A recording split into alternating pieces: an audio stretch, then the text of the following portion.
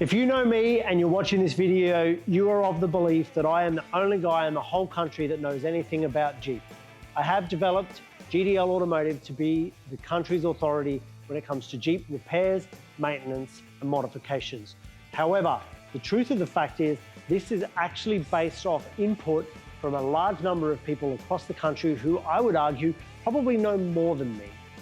In a series of videos we're hoping to release in the coming 12 to 24 months, we're going to introduce you to these individuals and showcase their businesses because we're willing to share the love. The first guy that we're going to show you is Ben Doble. Ben Doble is the owner-manager of Canberra SRT.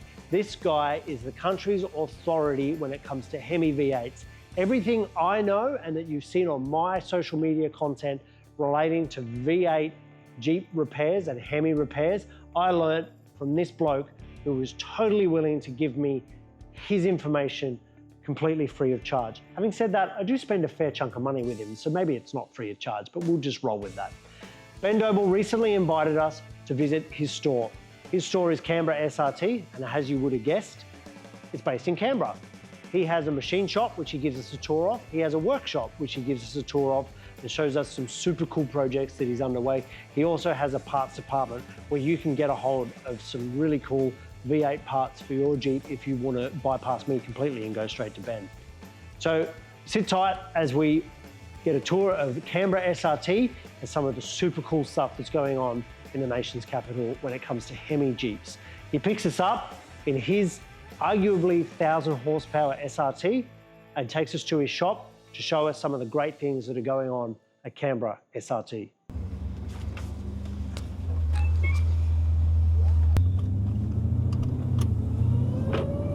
This drive's pretty good. It was 707 horse. This thing makes 950 at the tyre. Oh, that's a bit better. Fucking hell. Man, it drives like a regular It does. car. You just feel like you're driving a, It just gets to that point where when we left Hume, it feels like I've put my foot into it, but it's literally, I'm just easing onto it, but it gets to like 2,800 RPM, it shuts the bypass valve to allow it to build full boost. So under 2,800, it literally won't build boost until you put your foot into it hard. Is there somewhere you can show us without? I'm not going to do it in your car, but you show us. So all hell breaks loose when you put your foot flat. Well, just has it ever scared the shit out of you? Yeah. Yeah. Man, you wouldn't be able to tell this had 1,000 horsepower just cruising. There's super sedate, like Yeah, when it's you're comfy, not on them. cruiser, Yeah. all the features. Your missus would never know. Mine would. No, I don't know if is yours into it or is she just?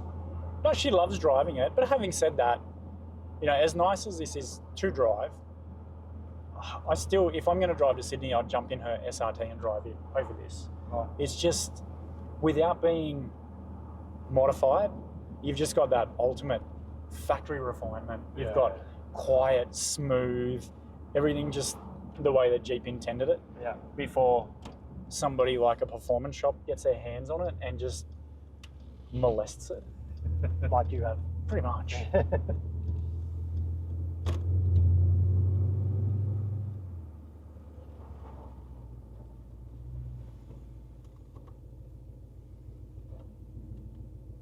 Give it some second gear.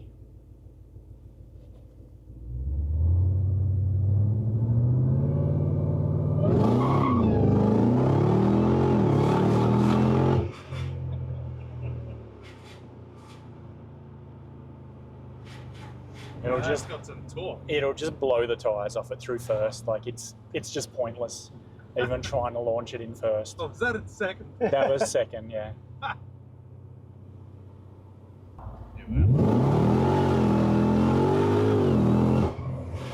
So you can feel a torque steer and the tyre slip through first gear. So you literally can't get out of the hole fast in first.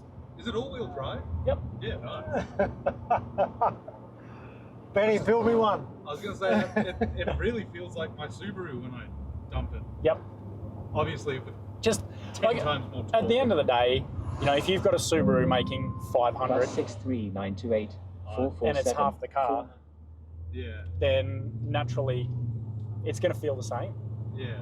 Yeah, that's true. It does. It definitely feels way faster than mine. To engineer my CUDA, like obviously you can choose the heaviest variant of that car. And even like the heaviest variant with a 426 and a Dana was still mid 1,300 kilos. Jesus, that's nothing.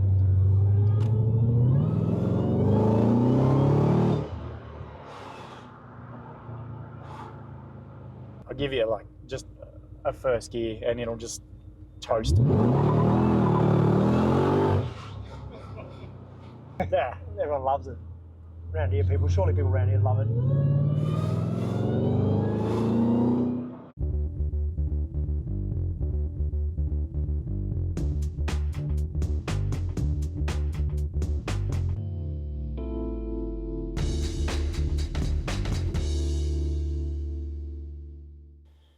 Pressure blast inside and get the stuff out of it.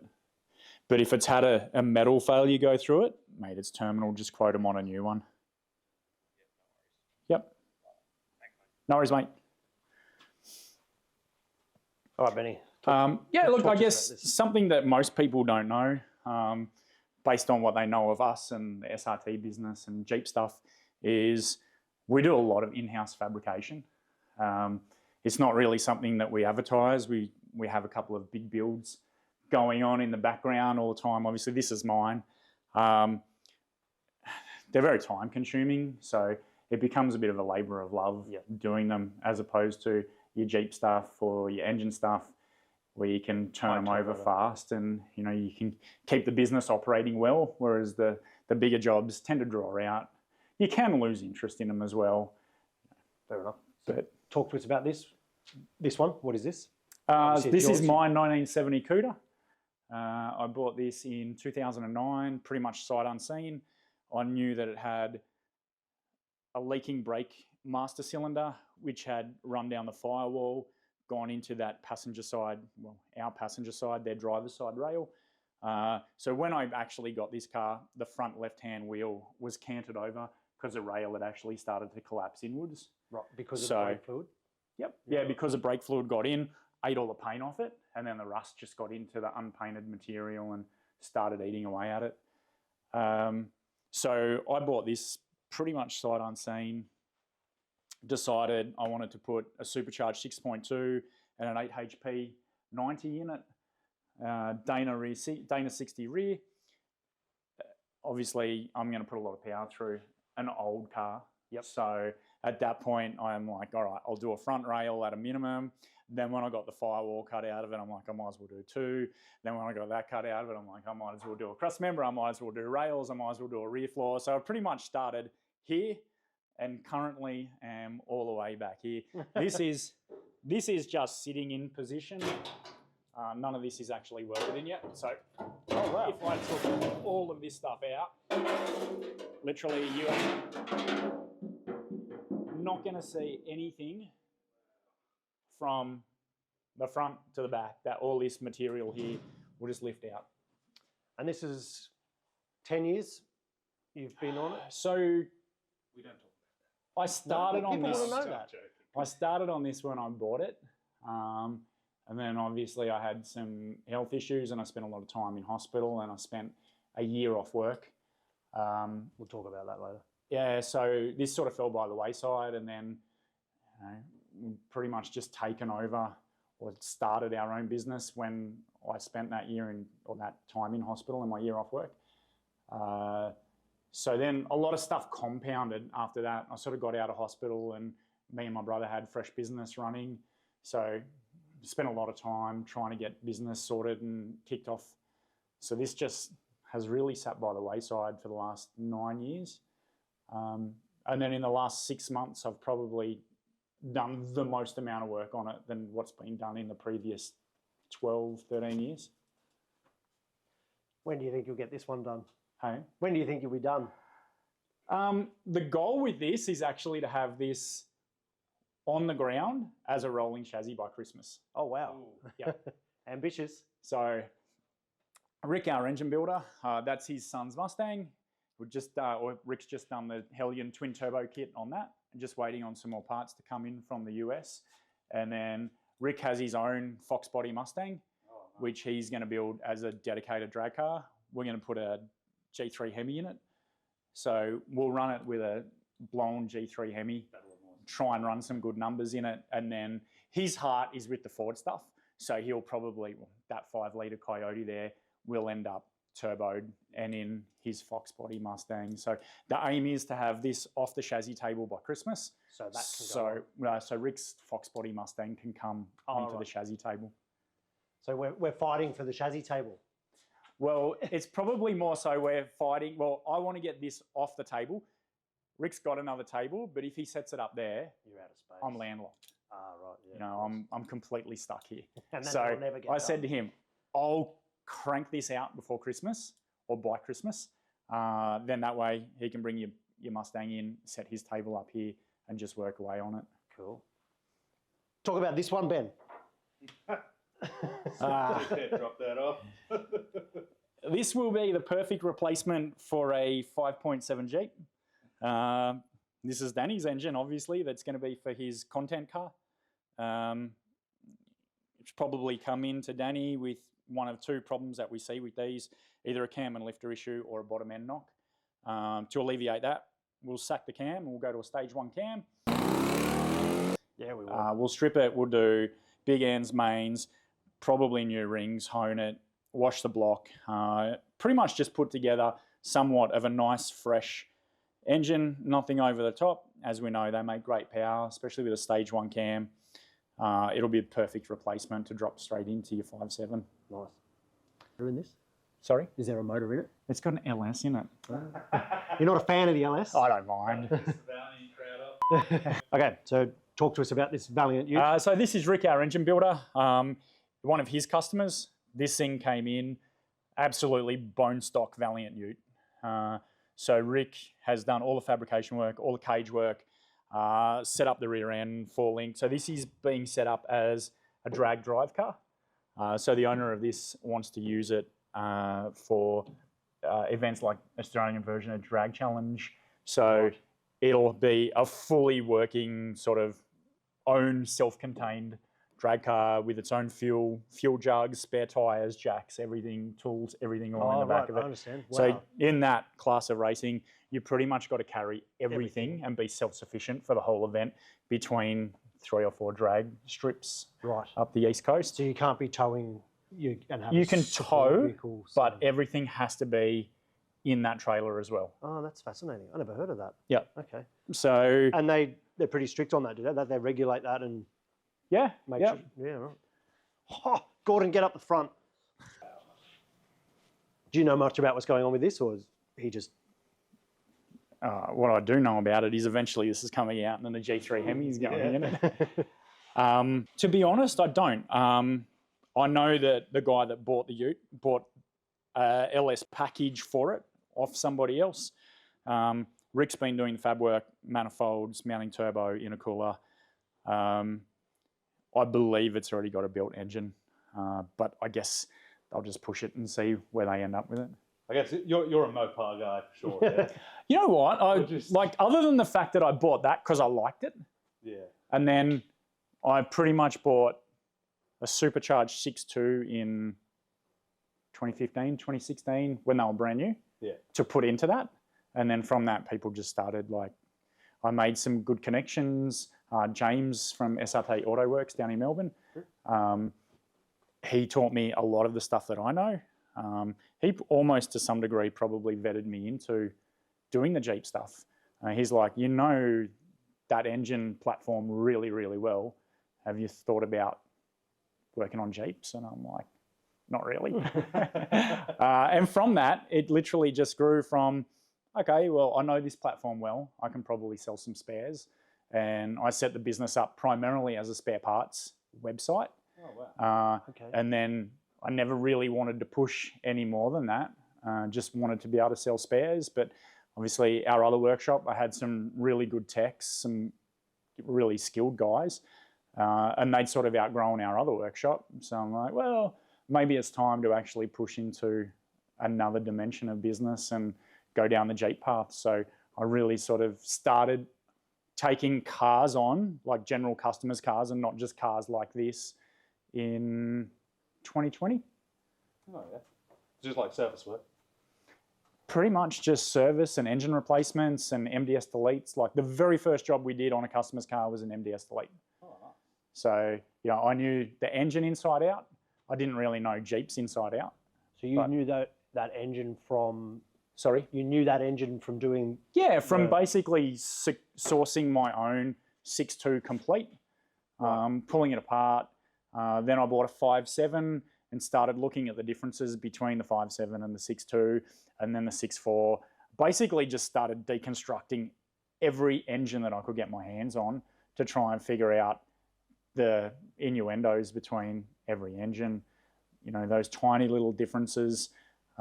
Even down to, we still see jobs in the workshop now where somebody's put a new engine in it and they don't put a crank bush in it because they're not observant enough to realise that there was a crank bush in the back of the old crank to locate the converter in. So we did a transmission the other week on a car and the converter that it had an engine with no bush.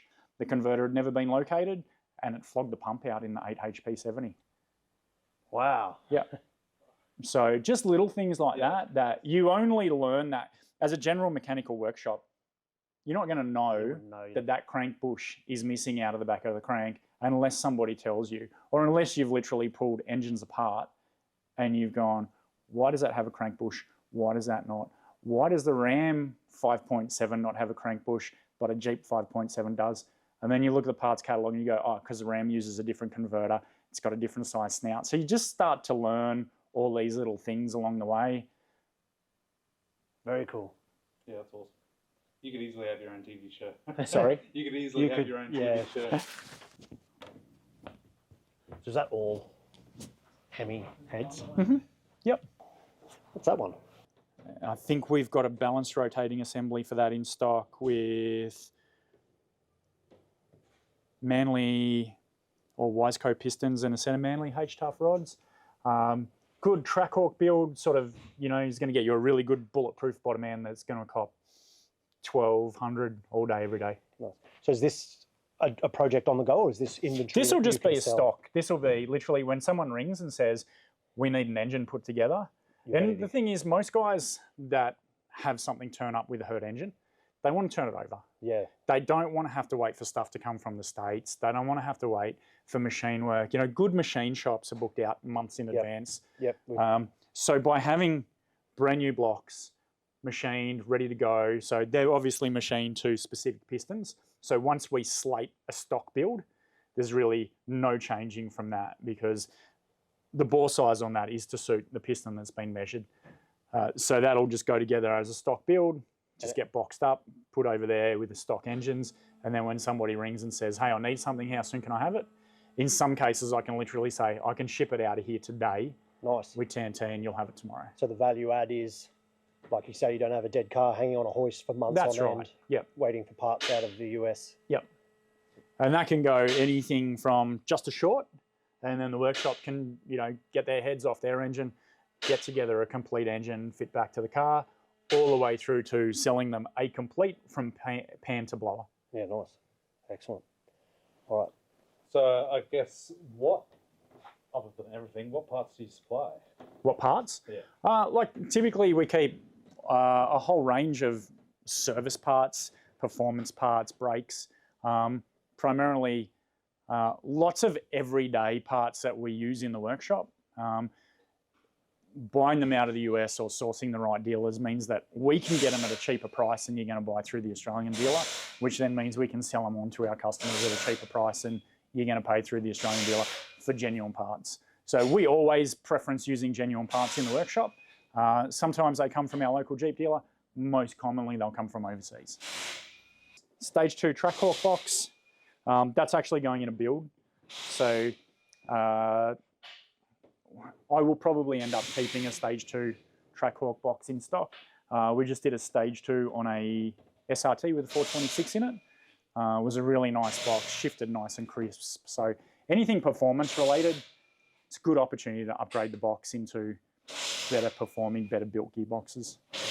So we do keep a fair few exchange boxes in stock. We've got low-K Trackhawk boxes, 8 HP 70s. I got a couple of Trackhawk diffs over there. We're starting to see them fail quite frequently. So As are we.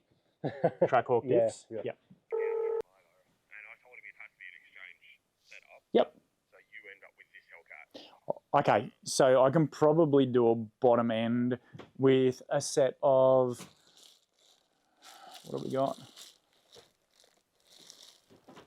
Diamond pistons, boost line rods.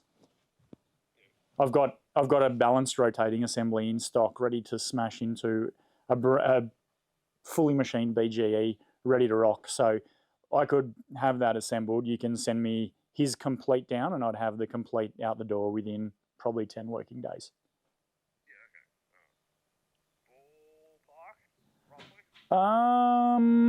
I'd have to crunch it. I reckon that thing was probably slated at around about 18-ish retail for a bottom end. And I've got that that Reaper 1 cam that Scog and Dicky used in their dyno test that works really well with like your 2.4 litre blowers. Yep. So we can slam that in it, and then it's not a super choppy idle, because obviously you don't want it in something that you want to make good usable power out of, but it's a really good cam from what I can see. Yeah, well, boys can put fake chop in it anyway if they need to. For sure. Yep. So, and we only put them in neutral parking as well. We don't put them in any gear. Fucking drop them shit. Yep. Yeah, he wants better than stock. Okay. All right. So I'd probably go down the Molnar / Marl combo, which is pretty much like your MMX drop-in stuff. Yep.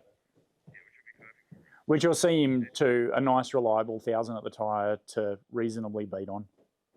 Yeah, because after I seen him quote for that big motor, I started to freak out, like, thinking, man, he's going to fuck this motor, like, it doesn't matter how hard we build this thing. Yep. Like, he's still going to fuck it some way. And I'm going to be liable. And then he's going to drag your name through the mud in the fucking process as well. Which he tried already.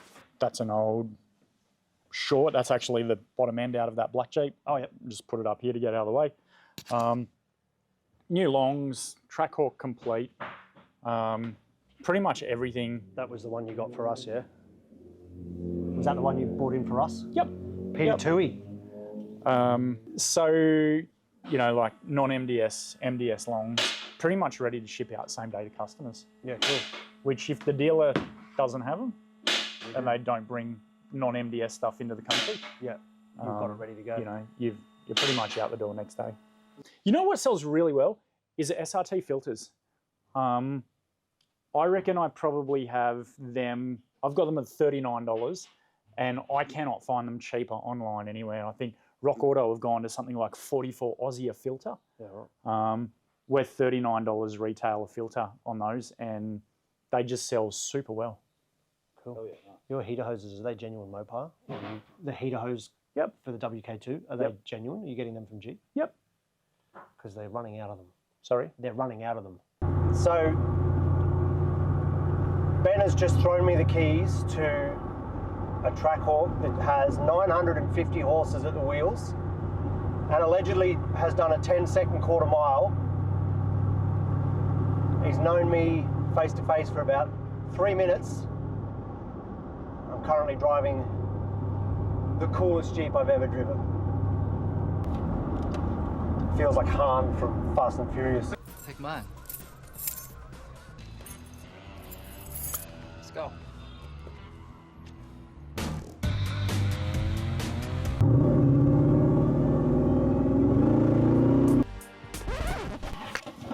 This is extra storage, and just this sort of became our area for Benjamin, what is this? This way, yeah, you just grab two boys, you push it out of the way, and you've got somebody working on that hoist again. Very cool, man.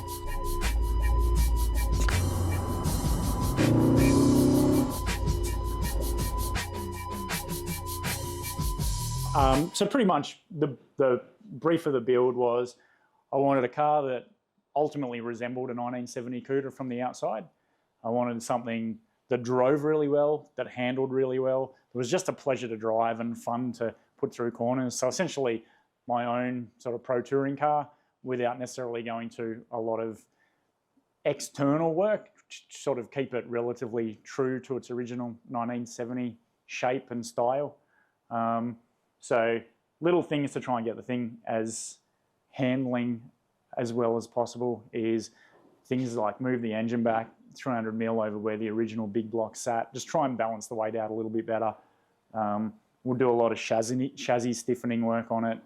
It'll have to pass a torsion and beam test for engineering. So it's going to need to be rigid. It's going to be set up with good suspension. It's got the Riley RMS altercation front end in it. So everything's sort of, the baseline, the foundations are set for it to be everything that I'd anticipated it to be in terms of a really good, fun driving car.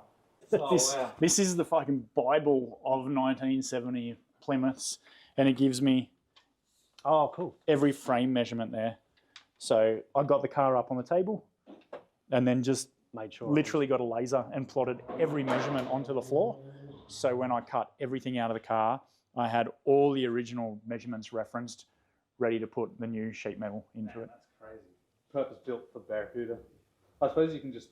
You just chop them off and put anything you want. Yeah. Yep. That goes on top. The good thing is, like, you know, I can put the diff in it and I can weld the diff in the position to keep the wheelbase the same as what it neast to be. Front cross member I had welded in before I even had chassis rails in the car because I knew all the datum points for it. Man, that's awesome. The reflective dots that you can see up here on the rail, back of the engine, etc. They are on the gearbox, but the gearbox isn't in the car. They're for 3D scanning. So they're basically like a reference point. So if you're 3D scanning something and you've got a repetitive pattern, it can easily add to the repetition of that pattern because it can lose track. It might be on, say, it might have 10 ribs, but it might be on the second rib. But as you keep scanning, it just keeps adding more and more and more and more ribs because it loses track. Whereas if you put the reflective dots in random patterns, it then creates a randomness for it to almost reference off across a recurring pattern. So you don't end up with repetitive additional parts of your scan. Basically, we 3D scan so that we can then move over to SolidWorks or Fusion and design brackets and then get up our roll cage bending and all that kind of stuff. We can pretty much design everything on a computer before we actually move to the fabrication stage of actually making things, or we can then send out that design that we've come up with to a sheet metal shop and they can cut, fold, weld, do whatever parts we need. So when they arrive back here, we can pretty much just fit them straight up. So this is a Trackhawk build, BGE block. We've got a Callie's 400 cube crank, boost line rods, and a set of diamond pistons. That will pretty much be good for, I should see it's through to about 1500-ish. We'll probably aim for Horsepower? 1250 at the tyre out of this car. Right. What's this going in? This is going in a Trackhawk. Excellent. Guy uses for roll racing, so we'll probably put 200 shot of nitrous and some methanol injection. It's getting a Kong blower, a set of stock serviced heads. Other than that, we'll probably see around about 20 pounds of boost in it. Nice. And a 200 shot of nitrous. It's pretty crazy. So it's worth saying here, we regularly get asked on our Facebook, what do we do with the old engines? They end up here. This is Taylor Fry's old block out of the Chrysler 300C that we put a crate motor in. So this is the rubbish that we sent to Benny that has now been recycled and reused. Yeah, well, we put this with that combo that's upstairs. So we pulled that combo. So what was wrong with the combo upstairs? Nothing. No, we had that on the dyno last week and it made 1,013 at the tyre. So he just wants more. He just wants more. Yeah, he's pretty much just run out of, so it's got the ported Demon 2.7 blower. He's pretty much just run out of blower. He's pushing that blower as hard as he can. He's turning it to as many RPM as you're comfortable to turn it to. Right. It's pretty much at the end of the line. That's a stock bottom end in that as well. So it's still got the factory rods, pistons, crank, which is phenomenal that it's holding on to 11 so that was a standard 1,000 odd plus. 6.2 to start with? Yep. Yeah, right. Yep.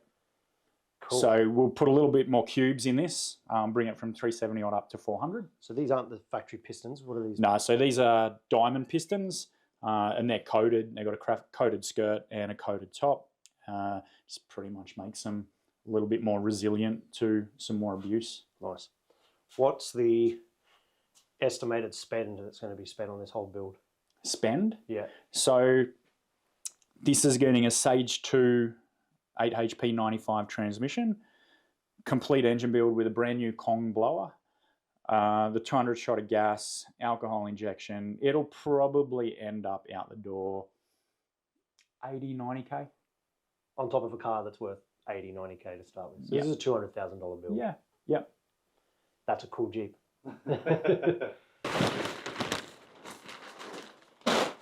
So this is just the start of another build. This is an original 6.4 block, so not a BGE block like that one. What's the difference between a BGE and a... There's a lot of conjecture around it online over what the actual difference is. Visually, for me, an easy way to tell from the top is you've got an additional strengthening rib that runs down here. You can see over the top of the cam tunnel on that one, that this one doesn't have. You'll also see on the side, the 6.4 doesn't have these additional ribs that the BGE has.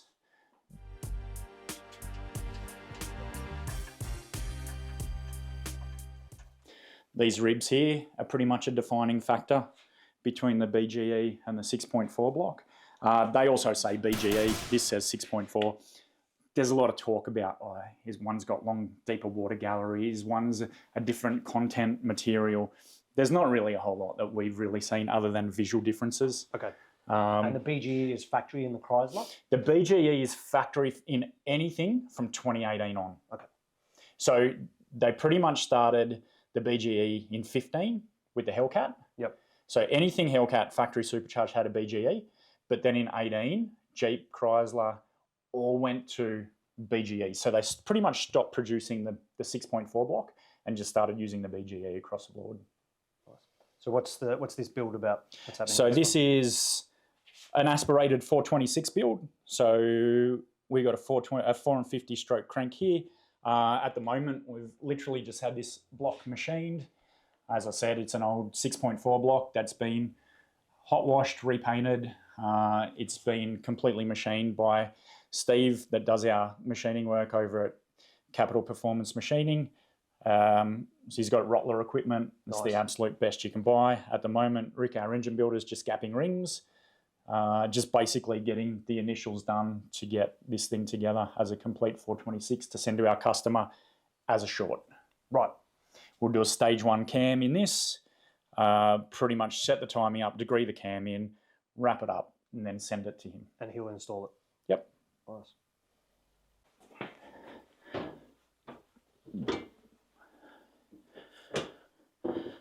Get the head in the right spot. There should be a little magnet. Yep. So when you assemble a head, basically just gonna,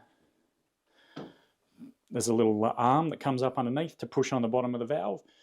Push that down. If I need to, I can lock that there. Grab a magnet. Get both of them out. Unlock it. Wow. That simple. Cool machine. Yeah, that's handy as. Keeps doing it in Back the car. together. Same thing again. Push that down, lock it.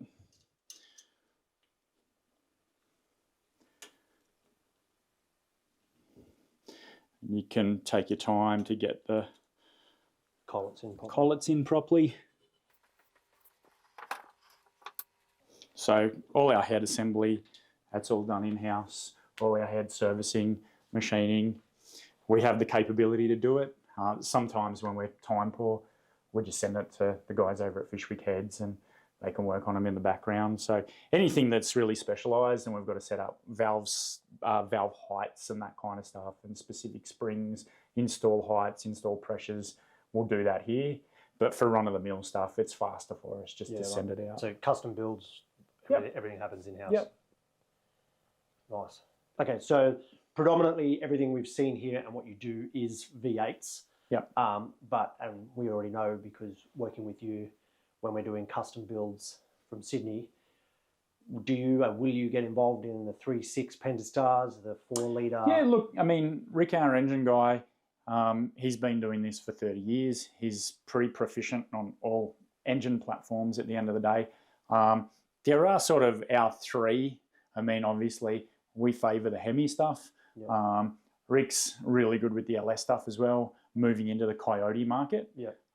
So for us, it's that. Having said that, he's put together RBs. He's not long finished a really neat RB build that just churned out 900 odd at the tyre. So he's a good guy that dots his I's, crosses his T's, where you can give him a good build and it's wrapped up. And as a result of that, we've started building engines for some of the bigger shops in Australia. I won't say who they are, but we're sending engines out all across the country to guys that pretty much just ring us and say, hey, we need an engine that is capable of 1,200, 1,500.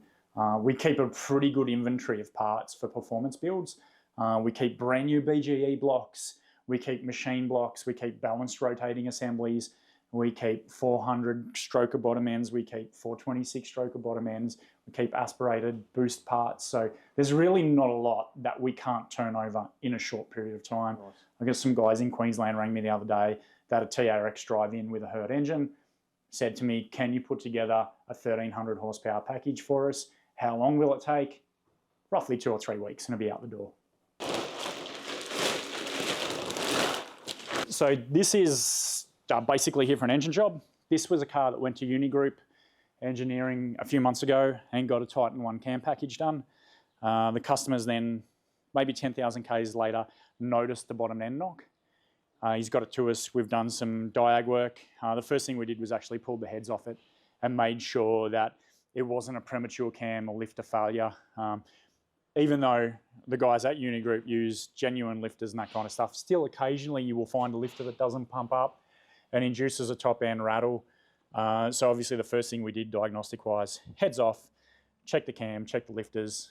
Obviously stage 1 cam in it, so the cam's a billet cam. The chances of there being anything wrong with a new billet cam is negligible. The lifters were fine. Bottom end, pulled the sump off, metal in the bottom end, so it's a foregone conclusion that if there's metal in the bottom end, in the sump, that it's a bottom end issue.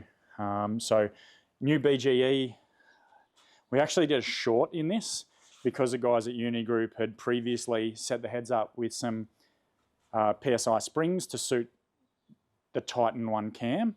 So we reused his heads, we just surface ground them, put them onto a new BGE short, remove the non-MDS BGE, remove the non-MDS cam, put his Titan 1 cam in it. That's pretty much ready to lift back up in and send on its way to its owner. Cool. So this is nearing completion. Yeah, this is literally was going to be my day job to until we get turned that up. back. And So there you have it. That is Ben Doble and his team and his operation at Canberra SRT. If you need any help with any of the HEMI V8s, we'll pop up his details at the end of this video.